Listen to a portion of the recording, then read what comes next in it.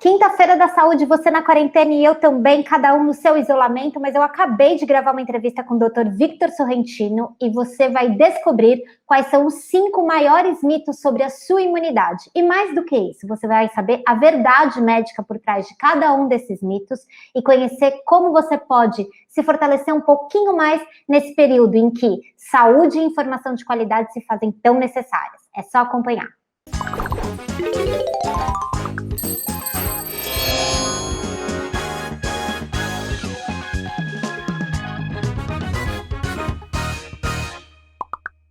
E olha só o que eu trouxe para você, consegui um espaço na agenda do Dr. Victor Sorrentino, que prometeu estar bem mais próximo da nossa audiência aqui na Jolivie. E só para exercitar, né, doutor? Seja muito bem-vindo aqui novamente. Só para exercitar, a gente vai continuar quebrando alguns mitos, porque em um momento em que saúde e informação se fazem tão necessárias, a gente precisa dos seus conhecimentos para ajudar as pessoas a terem mais saúde e ficarem um pouco mais tranquilas nesse momento. Não é isso, doutor? Seja bem-vindo. Obrigado, muito bom estar aqui com vocês novamente para continuar o nosso debate, série contínua, interminável, né, de Quebrando os Tabus da Medicina. Quebrando os Tabus da Medicina para trazer as verdades médicas para quem está nos assistindo, porque talvez a gente esteja nos dando conta, né? Estamos nos dando conta que desinformação também pode ser fatal, né, doutor? É impressionante o quanto a informação de qualidade está fazendo falta aqui. E só para você entender que está em casa, o que a gente fez? A gente reuniu as principais dúvidas que chegaram para o Dr. Victor na área da imunidade, do sistema imune, do fortalecimento do corpo. E a gente recebeu tanta inverdade, ou tanta coisa que não é bem assim, que a gente separou as 5 principais, então os 5 maiores mitos sobre a imunidade que chegaram para a gente, para o doutor ajudar a gente a quebrar essas evidências ou quebrar esses conceitos que podem estar afastando as pessoas do cuidado verdadeiro. Tá pronto, doutor? Podemos começar? Tudo certo, vamos lá.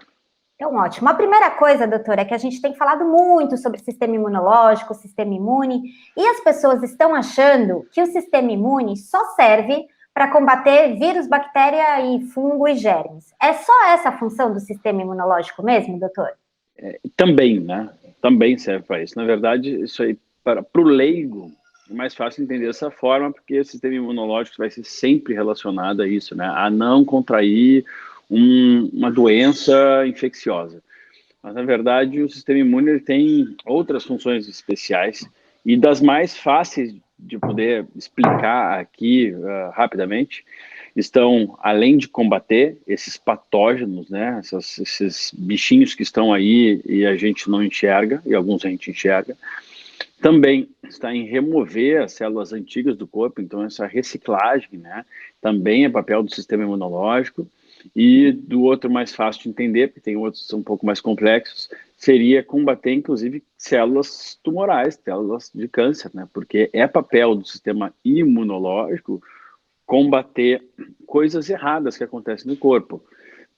Coisas erradas, a parte de reciclagem não é uma coisa errada, mas já é um material que poderia ser jogado embora, ser jogado fora de algumas células do nosso corpo, algumas estruturas do nosso corpo, ele reaproveita, e parte do sistema imunológico relacionado ao câncer é realmente fazer com que determinadas células vão embora, né? Elas como se fossem, elas se implodam, né? Elas provocar uma morte programada daquelas células em função do mau funcionamento delas. Então, pensar em sistema imunológico só como algo para esse jargão, né, da imunidade, isso é uma coisa não médica, né? Até entendo que as pessoas possam falar dessa forma, mas nunca que um médico possa falar assim. Certo. Doutor, só uma curiosidade que eu fiquei, se essas células que precisam ir embora, né, que elas são células antigas e não estão funcionando bem, se elas ficam no organismo, não sei se mais tempo, não sei se é uma questão temporal, isso pode ser prejudicial, pode ser isso um dos fatores do adoecimento também? Pode ser, claro, porque é assim, ó, eu tenho, imagina que eu tenho uma empresa muito grande no corpo, né? Eu tenho diversos funcionários. Tem hora que o funcionário não dá mais para aquele serviço, e ele precisa ser substituído. Então, é como se esse funcionário ele pudesse ser desmantelado, eu pegado ali, não, o braço ainda está bom, né? E aí eu uso essas partes. Então, é importante que meu corpo esteja vigil para enxergar essas coisas. E é óbvio que tem pessoas que têm esse sistema mais calibrado e outras pessoas menos calibrado. Isso depende de uma série de coisas que parte delas provavelmente vão ser contempladas em alguma das perguntas aqui.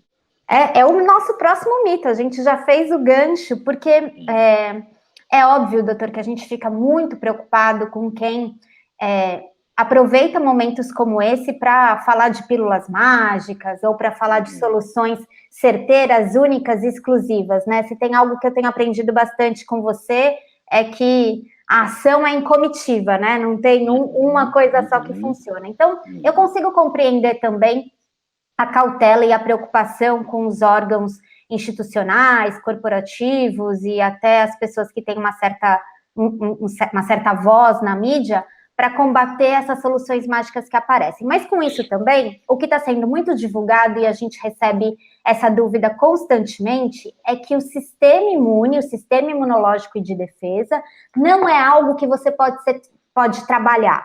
Que nem um músculo que você pode fazer exercício e deixar ele mais forte. O sistema imune não. O sistema imune é algo que você, quando nasce, se nascer em condições ideais ótimo, você vai ganhar um sistema imune maravilhoso e depois com isso é só ladeira abaixo e você não consegue fortalecer. O que tem de verdade nisso, doutor? Não, isso é uma completa inverdade, bobagem, é algo que pode ser até midiático, né? As pessoas utilizando esse discurso. Como tu disse, né, Fernanda? Eu entendo que haja uma preocupação no sentido de inibir, coibir essas atitudes impensadas das pessoas, de acreditar em coisas mágicas, soluções mágicas.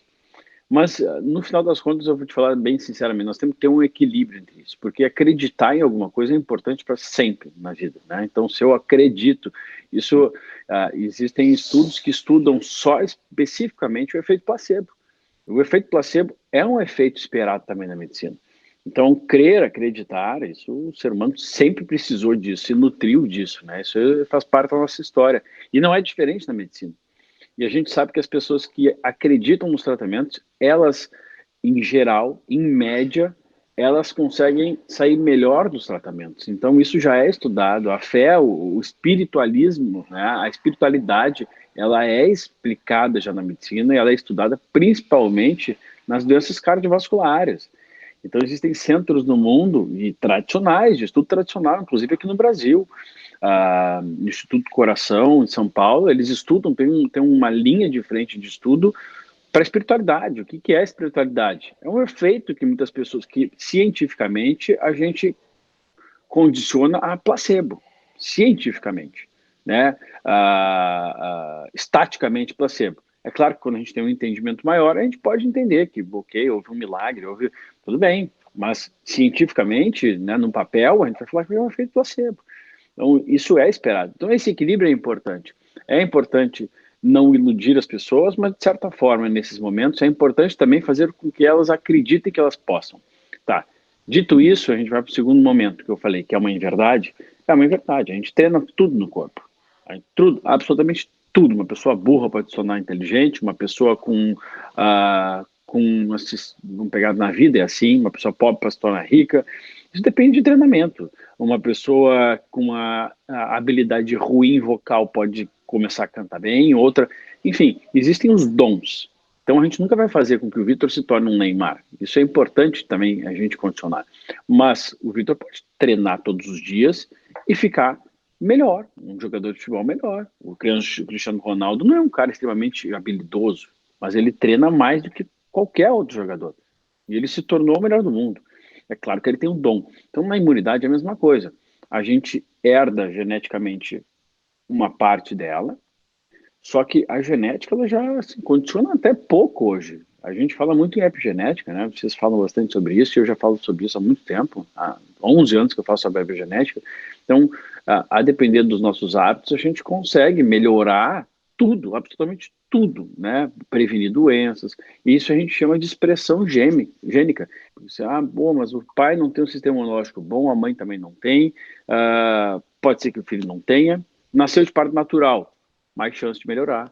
Amamentou o leite materno? Pô, talvez eu não tenha sido, mas meu filho sendo amamentado do leite materno já muda tudo. Talvez eu tenha recebido antibiótico prescrito no segundo mês de vida e meu filho não, passou até os 2 anos sem receber. Isso muda completamente. Ou seja, como é que não pode ser condicionado?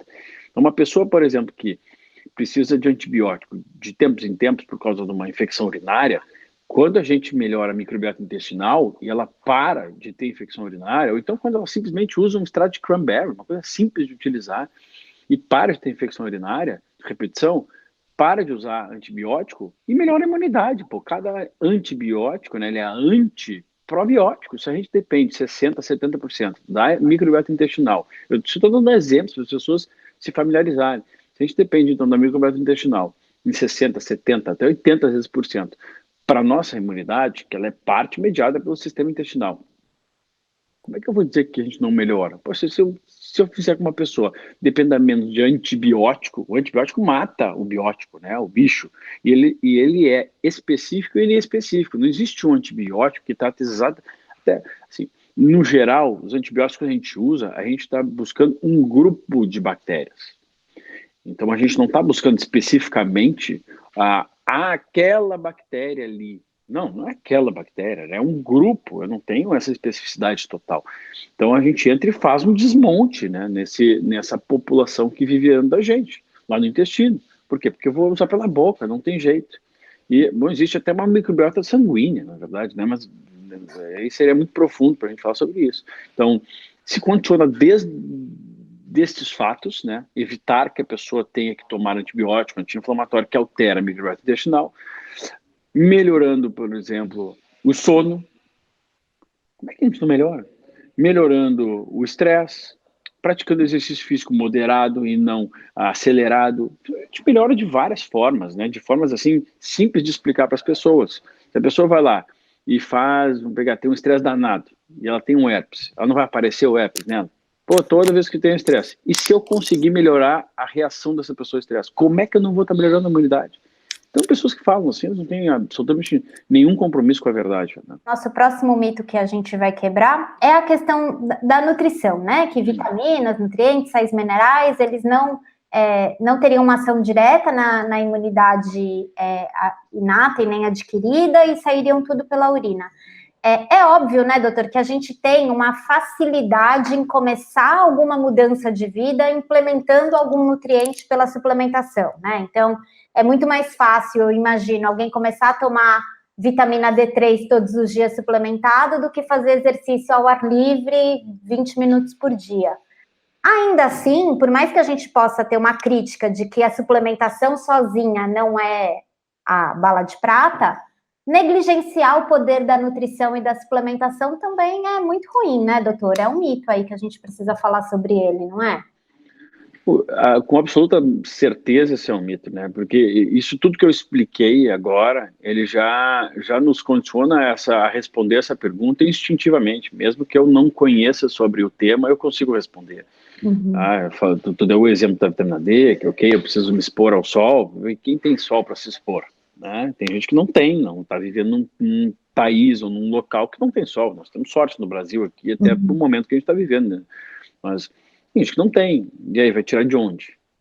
Vai ter que produzir, e a gente produz, né? Não adianta só ingerir o alimento que pode ser precursor. Eu preciso do sol, dos raios ultravioleta incidindo na pele. Assim como pessoas que têm geneticamente, aqui tem gente que não tem nada de genética, né? É complicado, entendeu? Nada de nada, tem de doença e de remédio. Então, como é que eu vou, às vezes, aproveitar? Eu mostrei na minha aula lá de 3 horas, que o ácido fólico tem um papel importante no corpo, que a vitamina A tem um papel importante no outro. Então, são duas um pouco diferentes aqui. Mas esses dois elementos, tal como todos eles, inclusive a vitamina D, existem pessoas que geneticamente produzem menos e tem outras pessoas que têm alteração genética, né, na expressão do receptor da vitamina D. Então, essas pessoas, a vitamina D ela não se conecta corretamente com o receptor. Então, isso tudo são particularidades que a gente precisa observar para saber como é que a gente melhora isso nas pessoas. Ou seja, ela tem uma coisa que não é uma qualidade dela e eu tenho como melhorar. Algumas eu tenho, outras que eu não tenho. Na vitamina A, por exemplo, tem pessoas que têm polimorfismo, que não conseguem transformar a vitamina A nós precisamos processar esses elementos. Ela não fica especificamente, a gente chama de isômeros, né? Isômeros são formas diferentes do mesmo nutriente, né? Sendo um pouquinho mais fácil das pessoas entenderem. Quando a gente fala assim de beta-caroteno, nós estamos falando de vitamina A, ou estou falando de vitamina A, ou estou falando de retinol, ácido retinóico. Essas coisas são isômeros, né? Elas são formas diferentes bioquímicas de vitamina A. Eu estou tentando traduzir as coisas que não é tão fácil, entendeu? Bioquímica, trazer para o entendimento das pessoas. Mas e essas formas múltiplas, elas são importantes para o meu corpo. Bom, se elas são importantes para o meu corpo, eu preciso saber transformar o petróleo em gasolina ou em diesel. Né? Essa habilidade, ou em gasolina de avião, essa habilidade do nosso corpo, ela é inata. Nossa, a gente nasce com isso. Mas tem pessoas que têm um defeitinho, ou pessoas que têm uma qualidade pior de transformar determinado nutriente. E para isso, hoje, atualmente, nós já temos as formas, nem para todos os nutrientes, mas nós já temos as formas ativas. A gente sabe que o zinco tem uma função imunológica. Se eu sei qualquer pessoa mesmo que não seja da área da saúde, a pessoa sabe que o zinco tem um papel imunológico. O zinco ele tem uma capacidade boa, principalmente nos vírus, né?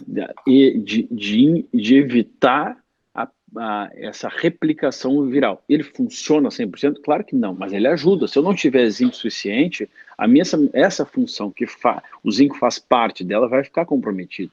Assim como o selênio, ele tem um papel fundamental na nossa produção de glutationa, que é o principal antioxidante do corpo. Se faltar, provavelmente falte glutationa. E se eu tiver um polimorfismo, então, na produção de glutationa, que existem pessoas que produzem menos, pior ainda, eu já produzo pouco, eu tenho pouco selênio, então eu preciso observar essas nuances que fazem toda a diferença. Tem como medir exame de zinco, exame de selênio, mas vamos partir de um pressuposto que dificilmente o zinco tem uma dose que possa ser tóxica a longo prazo, sim, mas a curto prazo. Então, medidas de pessoas que não se alimentam bem, principalmente, né, de fazer uma complementação nesse momento, elas podem não fazer muita diferença, mas não vão fazer mal. Queria que a gente fosse para o próximo mito, que eu acho que também tem um processo bioquímico que você explica bem numa linguagem simples, que todos esses nutrientes e toda essa importância que a gente tem, pensando um pouco naquela história da sobrevivência que você já disse também, em momentos de estresse ou momentos de ansiedade, parece que isso também quase como suga esses nutrientes, né? E aí, até a ansiedade e o estresse estão sendo questionados como fatores que, de fato, não promovem uma baixa, né? Não? Meu Deus. Então, eu queria que a gente falasse um pouco desse mito de que o controle cerebral, né, o gerenciamento de estresse, ansiedade, que isso dá uma melhora e ajuda as nossas defesas operarem melhor. É uma bobagem ou é cientificamente comprovado? Não, eu vou trazer de novo o exemplo do herpes para lembrar as pessoas aqui, né? Uma pessoa que nega que o estresse faz diferença na imunidade, ela nega que o herpes aparece com o estresse. Ela nega que as doenças autoimunes se expressam mais com o estresse. Quem tem doença autoimune sabe, se estressou mais, tem mais dor. Tem mais expressão de ferida no corpo, né, na pele. Assim como pessoas que têm um candidíase, por exemplo, de repetição. Me estressou, ferrou. Comeu errado, ferrou.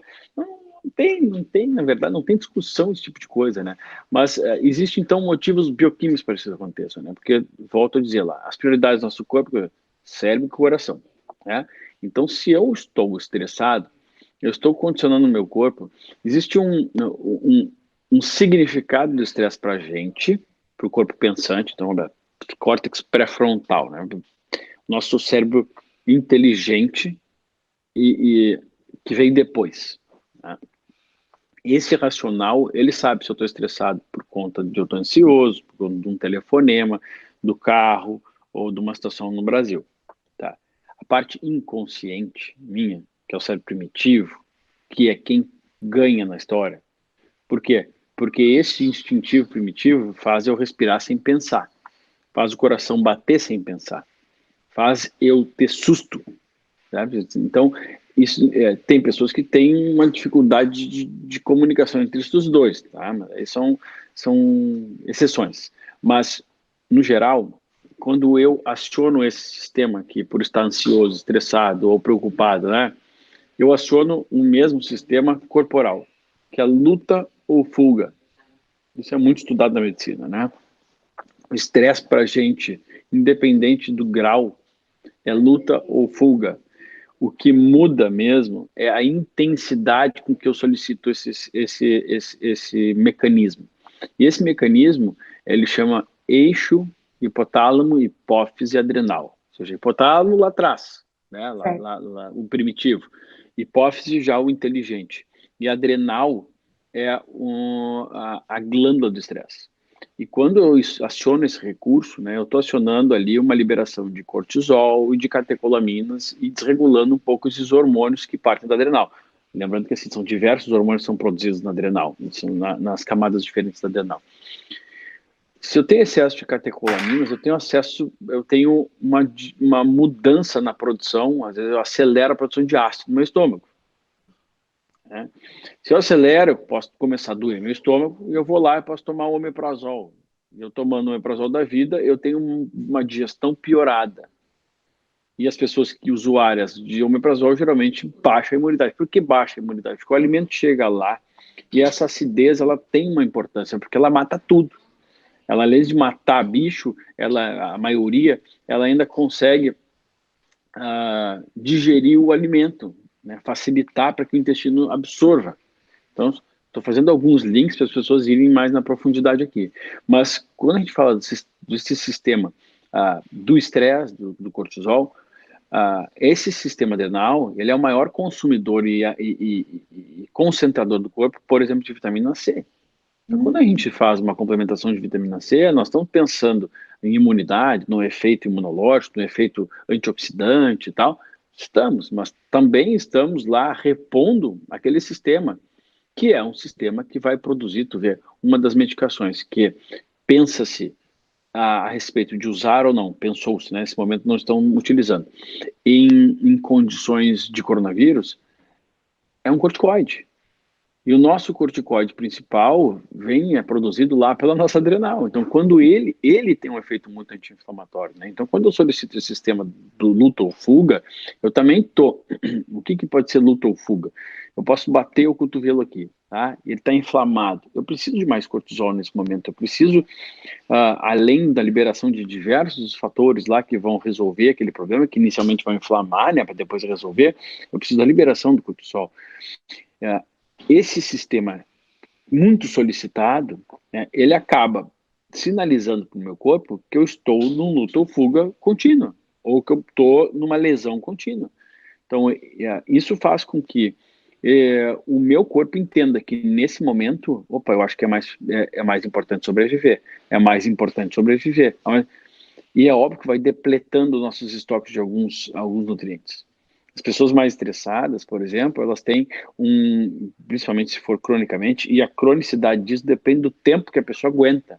Então, o crônico pode ser uma semana para uma pessoa em casa, infeliz em casa, ou em casa pensando que a empresa está quebrando. Essa cronicidade desvia a produção dos nossos neurotransmissores. E eu, com neurotransmissores desviados, ou seja, por que eu vou produzir serotonina se eu estou num sistema de luta ou fuga? Qual é o animal na natureza que quer ser feliz, relaxar e ficar mais sem dor e tranquilo se está fugindo de um animal que está caçando? Nenhum. Então, isso é tudo fisiológico, né? É biológico, não tem nada de muito diferente para pensar aqui, né? Qualquer um consegue pensar isso pensando na biologia. E esse desvio de neurotransmissores, o roubo de nutrientes, o desvio de nutrientes, a produção de ácidos, a absorção de nutrientes no intestino altera, tá? Tudo isso faz com que o meu sistema fique agredido, né? Então, se num começo aquilo vem para me resolver, a partir de um determinado momento, que sabe-se lá qual, aquilo ali passa a me prejudicar. Eu sempre abuso do doutor, ele reserva um tempinho para a gente e eu vou que vou. É a última, doutor. A gente tem analisado as estatísticas do Covid-19 e a gente tem falado bastante nisso, que tá bem óbvio que a população com mais de 60 anos, até com mais de 70 anos, né, em alguns lugares até com mais de 80 anos, tem sido o alvo principal das fatalidades do coronavírus. Aí a gente também começa a noticiar os casos dos jovens também, porque daí a gente gosta de noticiar a exceção, mas se a gente for na maioria, a gente está vendo que é a população mais envelhecida que está no alvo dessa infecção na forma mais grave. E aí se conclui que, é óbvio, porque toda pessoa com mais de 60 anos terá um sistema imunológico mais enfraquecido, vai ter um sistema imunológico fraco. Isso é realmente uma verdade ou não? O que a gente pode falar entre envelhecimento e sistema imunológico? Então, teoricamente, sim, né, Fernanda? Assim, se eu for, o meu pensamento for linear, se eu não for um profissional de saúde, eu posso até ter esse tipo de pensamento. O simples fato de ser mais velho. Tá, é uma das variáveis. A gente nunca tem só uma das variáveis que a gente avalia na medicina. Não tem a mínima condição de esse pensamento anticientífico. Então, essa variável de ter mais de 60 anos é importante? É. A maioria das pessoas com mais de 60 anos tem menos hormônios? Sim. É a totalidade? Não. Absolutamente não. São todos os com mais de 80 anos que contraem que morrem? Não. Tem um percentual dessas pessoas. Então, se tem um percentual, eu tenho que diferenciar uma da outra. O que diferencia uma da outra é a sua saúde. Se eu simplesmente tenho ausência de doença, ou então, se eu tenho comorbidades, porque o principal fator de risco não é a idade, são as comorbidades.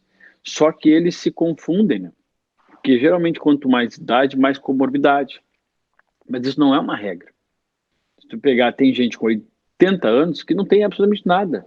E já canso de atender garoto de 30 anos, hipertenso, tomando remédio para proteger o estômago e pré-diabético. Então, esse é fator de risco. Esse é grupo de risco.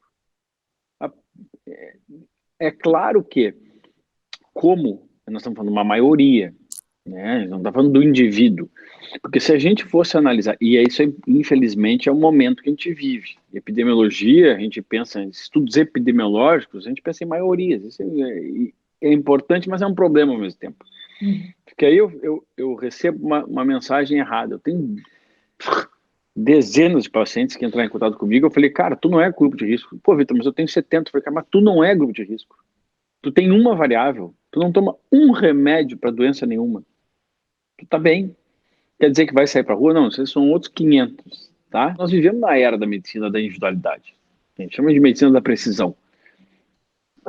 Quem não está vivendo essa era, poxa vida, tá completamente fora. Certo, papo longo com o Dr. Victor Sorrentino, mas a gente precisa desses conteúdos para você ir além. E se você quer dar um passo a mais sobre a sua saúde, eu te convido aqui no link da descrição a participar do workshop Super Imunidade. Dr. Carlos Chilichka, nosso outro consultor aqui da casa, nosso outro especialista aqui da casa, te apresenta um caminho que, de verdade, você não está vendo por aí, não está lendo nos jornais e nem assistindo na televisão. É só participar. Até a próxima quinta-feira. Lave bem as mãos. Cuide-se. Tchau.